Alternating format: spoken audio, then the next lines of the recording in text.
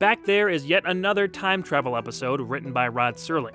This one surrounds the assassination of President Abraham Lincoln at the hands of John Wilkes Booth. We'd see Serling cover different historical eras with other time travel episodes, but this one feels a little closer to the Twilight Zone's original proof of concept, which led to the pilot order at CBS, that being the Westinghouse Desilu Playhouse episode called The Time Element, which focused on Pearl Harbor. Peter Corrigan is a patron of the Potomac Club in Washington, D.C., where a few of his fellow members are having a discussion about time travel over a game of cards.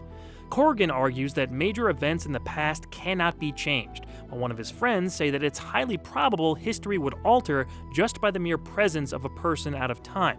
When Corrigan leaves the club, he's struck with a headache that results in finding himself nearly 100 years in the past on the night of President Lincoln's assassination. He tries to warn the security at the Ford Theater and the authorities of the exact details surrounding the president's demise, but they think he's drunk or disturbed and throw him in jail. However, a man nearby, claiming to be an expert in mental illness, hears his cries throughout the streets and convinces the police to release the admitted war veteran into his custody. This mustachioed player has more to do with the history of this fateful night than he at first lets on. David Orrick McDearman returned to direct his final episode with Back There. His previous two were the recently reviewed A Thing About Machines and another time travel story, Execution, from Season 1. That installment also starred Russell Johnson, but in a more supporting role. He took the lead here, and while his vocals are great, some of his expressions and body language don't quite hold up to modern viewing. A nitpick overall, but that did stick out to me a bit. Most of the other performances are decently strong and don't suffer from that issue. I think the look and tone of this episode are among its stronger aspects. Some of the floating camera work by cinematographer George T. Clemens is especially beautiful. My favorite shot consists of a really well done transition when Corrigan is transported to the past.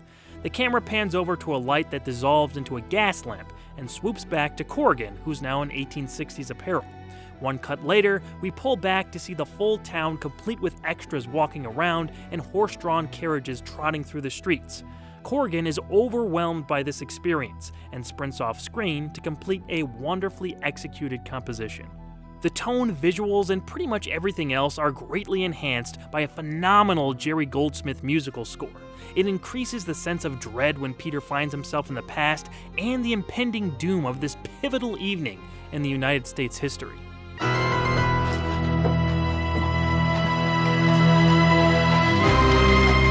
Combining a harpsichord sound with those deep, dark orchestral harmonies produced something truly memorable. I'd say the music is worth listening to on its own. Even without the visuals, you can still feel the gravitas and haunting nature of it. Goldsmith composed several distinctive scores for other Twilight Zone episodes, and I'd say this is right up there with the best of them. In a surprise to probably no one, the guy who took Peter under his care that looks just like John Wilkes Booth is indeed John Wilkes Booth. He gives Corrigan a sedative inside some wine he provided, which frees Booth up to fulfill his destiny and take his iniquitous place in history. One of the police officers from the station actually believed Peter's story and rushes to the room he was taken to find Corrigan passed out on the ground. As he tries to help the man out of time to his feet, they hear that President Lincoln has been shot. It's too late. Corrigan pounds on the window, expressing his rage of nobody believing him, and once again finds himself transported.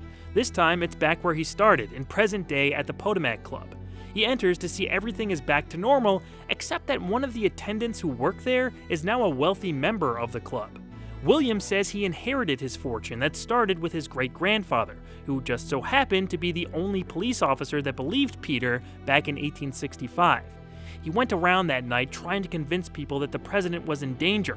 While nobody bought it at the time, his knowledge of the event before it happened caused a stir in town that people never forgot. This led to him becoming police chief and eventually a millionaire. So while the major historical event wasn't changed, there were a few ripples created by Corrigan's trip to the past. In shock, Peter then discovers John Wilkes Booth's handkerchief still in his pocket as the episode finishes. This story isn't too fondly remembered, with even producer Buck Houghton not being a fan of it. However, I personally think there's enough here for a recommendation. The largest part of that is Jerry Goldsmith's score, yet there are a few other elements that kept me interested. It felt like this was a great episode just waiting to break out, but there wasn't sufficient time to raise it to its full potential. Check it out and see what you think. It's a story that proves some things can't be changed, even in the Twilight Zone.